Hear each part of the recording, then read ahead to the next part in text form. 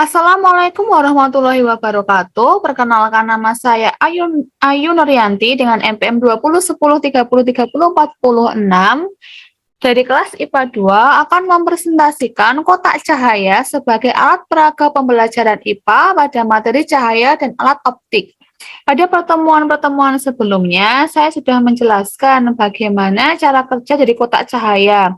Dan untuk pertemuan kali ini, saya akan menjelaskan materi mengenai sifat-sifat cahaya yang akan dibuktikan dengan percobaan sederhana menggunakan kotak cahaya.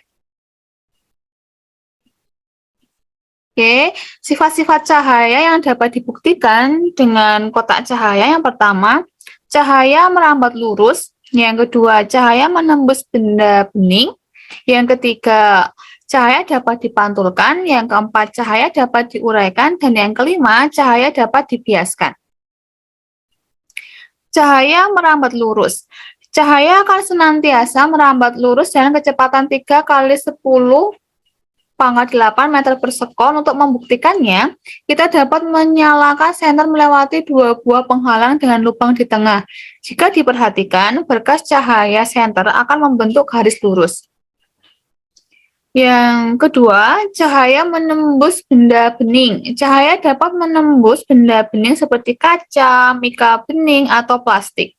Cahaya yang masuk melalui benda bening akan diteruskan sepenuhnya. Artinya, tidak ada yang dipantulkan. Dapat dibuktikan dengan menyalakan senter ke arah benda bening seperti mika, maka berkas cahaya akan menembus dan diteruskan sepenuhnya. Yang ketiga, cahaya dapat dipantulkan. Ketika benda terkena cahaya, cahaya akan mengenai benda akan dipantulkan. Jenis pemantulan terbagi menjadi dua, yaitu pemantulan baur atau pemantulan difus dan pemantulan teratur. Ketika cahaya mengenai permukaan rata, licin, dan mengkilap, hasil pemantulannya akan teratur.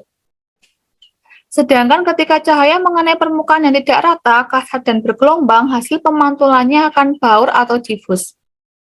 Yang keempat, cahaya dapat diuraikan. Dispersi merupakan peristiwa terurainya cahaya polikromatik putih menjadi monokromatik merah sampai ungu. Contohnya pelangi. Pelangi dihasilkan oleh adanya peristiwa dispersi. Cahaya matahari yang bersifat polikromatik dibiaskan oleh tetes air hujan yang ada di atmosfer dengan sudut yang berbeda-beda. Akibatnya, warna polikromatik dari cahaya matahari akan terurai menjadi monokromatik. Dapat dibuktikan dengan mengarahkan cahaya ke compact disc atau CD. Dan yang terakhir, cahaya dapat dibiaskan. Pembiasan terjadi ketika seberkas cahaya melalui dua medium yang berbeda indeks biasnya. Maka kecepatan cahaya juga akan berbeda. Perbedaan kecepatan cahaya itulah yang membuat seolah-olah pensil terlihat patah.